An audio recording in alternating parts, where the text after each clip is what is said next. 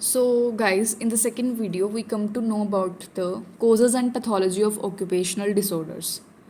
So, कुछ हम जैसे कि चैप्टर की ओवरव्यू कर रहे हैं एक बार. सो इसमें कोजेज़ लाइक कौन कौन से कोजेज़ होंगे. केमिकल कोज होगा, साइकोलॉजिकल कोज होगा, फिजिकल कोज होगा, इन्फेक्शियस एजेंट्स होंगे, मैकेनिकल होंगे. तो हम वन बाय वन उसको डिस्कस करेंगे. First is chemical. सो जो केमिकल होता है वो या तो एब्जॉर्ब होता है स्किन में. कैसे एब्जॉर्ब होएगा?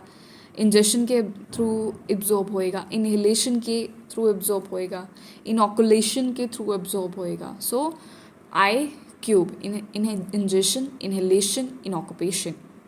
सो फॉर्म्स ऑफ केमिकल कौन से होंगे?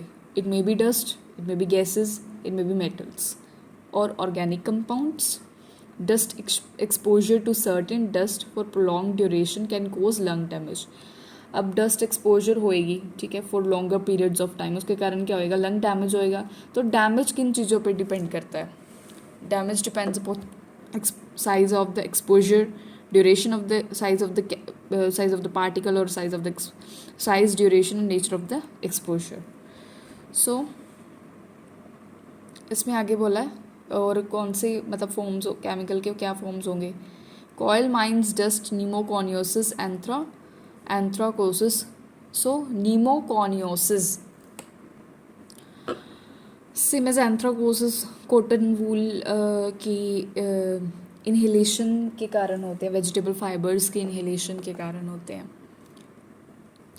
Sugar cane dust that is known as inhalation, that is known as bagassosis. Silicon dust, silicosis. Asbestosis. Agricultural dust को फार्मर्स लंग भी बोलते हैं. हमने अभी केमिकल एजेंट्स डिस्कस किए. ये जो मतलब हम डिस्कस कर रहे हैं अभी, सो ये एक सुपरफिशियली हम चैप्टर के बारे में पढ़ रहे हैं कि कौन से किस चीज़ क्या एजेंट्स उनको इफ़ेक्ट करते हैं, कौन सी कॉमन डिसीज़ हैं, मेजर डिसीज़ हैं prevailing in the India. So these are the some of the things we are discussing. Next we will discuss about in the next video will discuss about the disease conditions. Okay. So next second is chemical हमने पढ़ लिया. Second is physical agents. Physical agents में सबसे पहला है temperature. सो इन्होंने बताया कि जो हॉट टेम्परेचर है, हॉट टेम्परेचर के कारण क्या होएगी? पर्सपिरेशन ज़्यादा होएगी, दैट इज स्वेटिंग ज़्यादा होएगी, इलेक्ट्रोलाइट इम्बेलेंस होएंगे, जिसके कारण क्या होएगा? मसल क्रैम्प्स होएगा. अब अगर हॉट टेम्परेचर होएगा उसके कारण क्या होएगा? Heat exhaustion as well as heat stroke होने के चांसेस क्या होते हैं? इंक्रीज हो जाते हैं. Okay. Next is cold work environment. अगर वर्कर कोल्ड वर्क इन्वायरमेंट में काम कर रहा है, हॉट में अगर काम करेगा तो क्या होगा? मसल क्रैम्प्स हो जाएंगे. क्यों? इलेक्ट्रोलाइट इम्बेलेंस होएगा, पर्सपिरेशन होएगी ज़्यादा, हीट एग्जॉशन, हीट स्ट्रोक. अगर कोल्ड वर्क इन्वायरमेंट में अगर काम कर रहा है वर्कर तो क्या होएगा? स्वेलिंग होएगी, फ्रोस्टेबल कंडीशंस होएगी, ठीक है, फ्रोस्ट बाइट सॉरी होएगी, and chilblains, gangrene, loss of fingers और नमनेस होएगी, गैंग्रीन होएगी, जिसके कारण क्या होएगा? Loss of finger and toes. और क्या होएगी? Altered consciousness and respiratory failure. Next है एटमॉस्फेरिक प्रेशर. अब एटमॉस्फेरिक प्रेशर में इन्होंने क्या बोला? एटमॉस्फेरिक प्रेशर में बोला कि एक्सट्रीम हाई और लो प्रेशर, अगर एक्सट्रीम हाई और लो प्रेशर होगा उसके कारण क्या हो सकता है? जो नाइट्रोजन गैस है वो हमारी बॉडी फ्लूइड्स और टिश्यू में डिसॉल्व हो जाती है, जिसके कारण क्या होता है? हमें क्रैम्प्स हो जाते हैं, ब्रेथलेसनेस हो जाता है, एंजाइना और हेडेक. ये सब चीज़ें हमें सफ़र करना पड़ता है वर्कर्स को. ओके. सो इसमें हमने पढ़ा टेम्परेचर एंड नेक्स्ट हमने पढ़ा एटमॉस्फेरिक प्रेशर. 2 फिजिकल एजेंट्स में. देन है नॉइस. नॉइस में हमें पता है अगर नॉइस 80 से 90 डेसिबल से ज़्यादा होएगी, ज़्यादा देर एक्सपोजर होएगा तो क्या होएगा? Hearing loss. हमने पीछे पढ़ा था ना, हेयरिंग लॉस भी है one of the major problem. Next is vibration. Excessive use of vibratory tools के कारण क्या होएगा? Motion sickness, Raynaud syndrome, vibration, white finger. So these are the syndrome which or symptoms which occur due to excessive use of vibratory tools. Next is radiation. So अभी इसमें बोला कि less amount of radiation exposure may cause diarrhea, vomiting, mouth ulcers, hair loss and cancer. अभी cancer के बाद ये सब चीज़ें मतलब इस कैंसर में ये सब चीज़ें अकर होती हैं, diarrhoea, vomiting, mouth ulcers, hair loss होता है. और अगर हाई अमाउंट में रेडिएशन एक्सपोजर होगा तो सेरिब्रल एडीमा हो जाएगा. ओके अगर लेस अमाउंट में हो रहा है तो that is diarrhoea, vomiting, mouth ulcers, hair loss followed by cancer. अगर हाई अमाउंट में होएगा तो cerebral oedema. If ionising radiation है तो जो आयनाइजिंग रेडिएशन होती हैं वो बॉडी टिश्यूज़ को डिस्ट्रॉय करती है. और जो non ionise, it's most important question, non ionising radiation होती है वो स्किन इरिटेशन और डैमेज कोज करती है. So this is the difference between both of them. Next है साइकोलॉजिकल फैक्टर्स.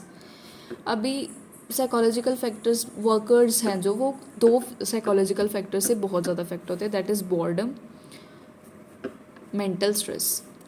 बोर्डम क्यों बोर हो जाते हैं? वो रिपीटेटिव नेचर ऑफ वही सेम दोबारा जाके काम करना, सेम प्रोसीजर दोबारा इन्वॉल्व होता है, रोज अक्कर होता है, जिसके कारण क्या लॉस ऑफ इंटरेस्ट, प्रोडक्टिविटी कम हो जाती है, लॉस ऑफ इंटरेस्ट हो जाता है. मेंटल स्ट्रेस में क्या होता है? इंक्रीज्ड वर्कलोड क्या है होता है? बहुत ज़्यादा इंक्रीज हो जाता है, जिसके कारण क्या है? पेशेंट वर्कर लेथार्जिक, इसमें भी प्रोडक्टिविटी डाउन जाती है और पेशेंट दोनों साइड में मेंटली डिस्टर्ब भी होता है. जैसे ही मैंने आपको बताया कि बोर्डम के कारण क्या होएगा, क्या कॉज होएगा? फ्रस्ट्रेशन होएगी पेशेंट वर्कर को, डिक्रीज्ड वर्क आउटपुट होएगी, प्रोडक्टिविटी डिक्रीज होएगी, chances of distress, increase chances of distress. Okay then ये डिवाइडेड है ऑक्यूपेशनल, नॉन ऑक्यूपेशनल फैक्टर्स में. जैसे पर्सनल रिलेशनशिप क्या होंगे? डिस्ट्रॉय हो जाएंगे, कंपटीशन हो मतलब कम हो जाएगा एक तरह का, एंड डिसइंटरेस्ट, कोई इंटरेस्ट नहीं रहेगा, इनएडुकेसी होएगी, anger, irritation, fatigue, heart diseases होएंगी. So these are the factors that come under the psychological agents. Factors sorry. Infectious agents में क्या होता है? अगर वर्कर कोई भी अगर हार्मफुल ऑर्गेनिजम्स के कांटेक्ट में आता है, ठीक है, वर्क प्लेस में, तो इट कैन कॉज डिसीजेस. अब वो डिसीजेस कौन सी हो सकती है? लाइक ब्रुसेलोसिस हो सकती है, ट्यूबरक्लोसिस हो सकती है. ब्रुसेलोसिस बैक्टीरिया के कारण होती है एंड इसमें फ्लू लाइक सिम्टम्स होते हैं. अब ये कांटेक्ट विद किसी कारण एंथ्रेक्स, स्लोटर हाउस वर्कर्स होते हैं, फार्मर्स होते हैं, वर्टिनेरियंस होते हैं, इन्फेक्टेड एनिमल्स होते हैं. एंड जो ट्यूबरक्लोसिस होती है वो लेबोरेटरी नर्सेस को ज़्यादा होने के चांसेस होते हैं, सर्जन्स को और हेल्थ केयर वर्कर्स को.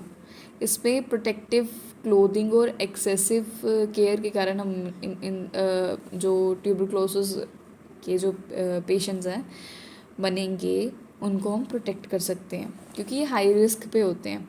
जो नर्सेस, सर्जन्स बैक्टीरिया के कांटेक्ट में आने में हाई रिस्क में होते हैं. So protected clothing as well as PPP protective equipment से हम हेल्प कर सकते हैं.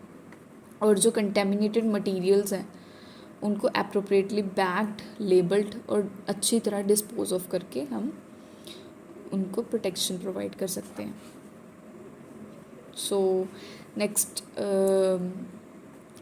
नेक्स्ट वीडियो में हम डिस्कस करेंगे न्यूमोकॉनियोसिस. वहाँ से हमारा चैप्टर स्टार्ट होएगा. Thank you.